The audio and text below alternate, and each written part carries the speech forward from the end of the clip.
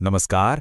आज के इस गंभीर विश्लेषण में हम बात करेंगे बिहार के नवादा से आई एक बेहद विचलित करने वाली खबर की। हम अक्सर सुनते हैं कि शक का कोई इलाज नहीं होता, राइट? लेकिन ये शक जब किसी की जान ले ले तो रूह कांप जाती है। आज हम बिल्कुल निष्पक्ष तरीके से सिर्फ और सिर्फ तथ्यों के आधार पर इस पूरी घटना की गहराई में जाएंगे और समझेंगे कि आखिर बंद दरवाजों के पीछे असल में हुआ क्या था। 25 ये सिर्फ एक नंबर नहीं है, ये उन सालों की गिनती है जितने वक्त तक इस जोड़े की शादी टिकी रही। 25 साल यानी एक सदी का एक चौथाई हिस्सा। इतने लंबे अरसे में लोग अपना पूरा संसार बसा लेते हैं, पीढ़ियां बड़ी हो जाती हैं और इसीलिए ये केस और भी ज़्यादा शॉकिंग है। कोई सोच भी कैसे सकता है कि जो रिश्ता दशकों से चला आ रहा हो, उसका अंत इतना खौफनाक और हिंसक हो सकता है। और इस पूरी कहानी का शायद सबसे ज्यादा दिल तोड़ने वाला हिस्सा क्या है? 7 बच्चे। जी हां, इस दंपत्ति के 7 बच्चे थे और रिपोर्ट्स के मुताबिक ये पूरी भयानक वारदात इन बच्चों के सामने ही हुई। मतलब यहां सिर्फ एक जान नहीं गई है, 7 मासूमों का भविष्य एक ऐसे गहरे सदमे में डूब गया है जिसकी हम और आप कल्पना भी नहीं कर सकते।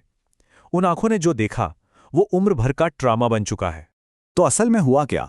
बिना किसी सनसनी या मिर्च मसाले के बिल्कुल सीधा सच ये है कि एक पति का अपनी ही पत्नी के चरित्र पर बेबुनियाद शक एक खौफनाक हत्या की वजह बन गया। बस कोई पुरानी दुश्मनी नहीं, कोई प्रॉपर्टी का झगड़ा नहीं, सिर्फ और सिर्फ दिमाग में बैठा हुआ शक नाम का एक कीड़ा। और इसी शक की दीमक ने 25 साल पुराने एक हंसते खेलते घर को अंदर ही अंदर पूरी तरह खोखला कर दिया।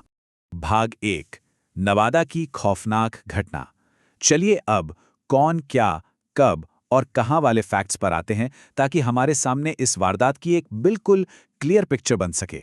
पुलिस रिपोर्ट्स की माने तो ये वारदात बिहार के नवादा जिले में हुई। वहां एक कौवाकोल थाना क्षेत्र है जिसके अंदर दरमा नाम का एक गांव आता है।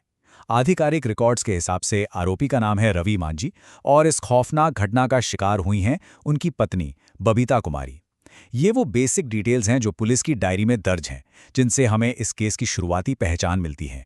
भाग 2, 25 साल का रिश्ता। उस खौफनाक दिन आखिर ऐसा क्या हुआ, इसे समझने के लिए हमें थोड़ा पीछे जाना होगा और देखना होगा कि इस परिवार का बैकग्राउंड क्या था और ये जानलेवा तनाव पनपा कैसे। एक तरफ तो ये 25 साल का पारिवारिक जीवन था। बबीता, जो असल में रूपो थाना क्षेत्र के फरेदा गांव की रहने वाली थीं, उन्होंने 7 बच्चों की परवरिश की थी। दोनों ने मिलकर इस परिवार को खड़ा किया था। लेकिन दूसरी तरफ क्या चल रहा था? शक। बताया जाता है कि रवि मांझी अपनी पत्नी पर बिना किसी वजह के लगातार शक करता था।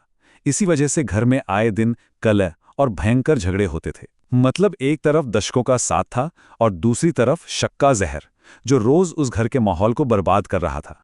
भाग 3, वो खौफनाक दिन। अब सवाल यह है कि रोज रोज की ये बहस अचानक से एक मर्डर में कैसे बदल गई। उस मनहूस दिन की शुरुआत भी उसी पुरानी कहानी से हुई, शक और उसको लेकर एक तीखी बहस। लेकिन कुछ ही पलों में बात पूरी तरह से आउट ऑफ कंट्रोल हो गई। गुस्से में पागल होकर रवि मांझी ने अपना आपा खो दिया और बबीता पर चाकू से ताबड़तोड़ हमला कर दिया। सोचिए उस वक्त घर का माहौल क्या रहा होगा। चीख पुकार सुनकर तुरंत पड़ोसी और परिवार वाले भागे और लहूलुहान बबीता को अस्पताल ले गए।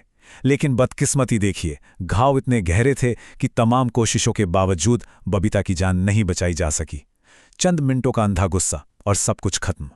अब जो मैं बताने जा रहा हूं वो सुनकर सच में रोंगटे खड़े हो जाते हैं। इस पूरी घटना का चश्मदीद गवाह कोई और नहीं बल्कि खुद मृतका का 16 साल का बेटा है। उसका बयान है, मेरे पिता अक्सर मां पर शक करते थे।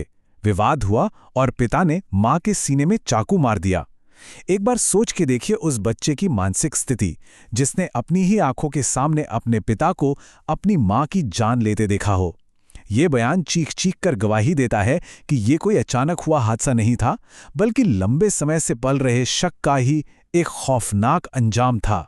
ऐसे में जहन में कई सवाल उठते हैं ना कि इस खौफनाक वारदात के बाद अब आगे क्या? आरोपी का क्या हुआ? पुलिस क्या कर रही है? और सबसे बड़ा सवाल, इस बिखर चुके परिवार का भविष्य अब किधर जाएगा? भाग 4, पुलिस इन्वेस्टिगेशन और आगे की कार्रवाई। चलिए देखते हैं कि कानून इस वक्त क्या कदम उठा रहा है और जांच कहां तक पहुंची है। अभी तक की आधिकारिक जांच के मुताबिक वारदात को अंजाम देने के फौरन बाद आरोपी रवि माझी वहां से फरार हो गया। सूचना मिलते ही कौवाकोल पुलिस एक्शन में आई और मौके पर पहुंच गई। वहां के एसएचओ अनिल कुमार सिंह ने शुरुआती जांच के बाद इस बात की पुष्टि की है कि यह हत्या आपसी विवाद का ही नतीजा थी। फिलहाल पुलिस ने शव को अपने कब्जे में लेकर पोस्टमार्टम के लिए भेज दिया है। और हां, आरोपी को पकड़ने के लिए लगातार जगह जगह छापेमारी की जा रही है। जांच एजेंसियां पूरी तरह से सबूत जुटाने में लगी हुई हैं। तो लबोलुआब ये है कि एक निराधार शक ने एक पूरे हंसते खेलते घर को हमेशा के लिए तबाह कर दिया। पीछे छूट गया है तो बस एक मातम मनाता हुआ परिवार और वो 7 मासूम बच्चे जिनके सिर से मां का साया हमेशा हमेशा के लिए उठ चुका है। अविश्वास ने एक ही झटके में 25 साल की मजबूत बुनियाद को चकनाचूर कर दिया। इस पूरे विश्लेषण के बाद एक बहुत ही चुभता हुआ सवाल हमारे सामने खड़ा होता है। क्या समाज में ऐसे खोखले और हिंसक शकों को पनपने से रोकने का कोई उपाय है, या फिर ऐसे ही बंद दरवाजों के पीछे खामोशी से ये अपराध होते रहेंगे और परिवार बिखरते रहेंगे? इस बारे में जरूर सोचिएगा।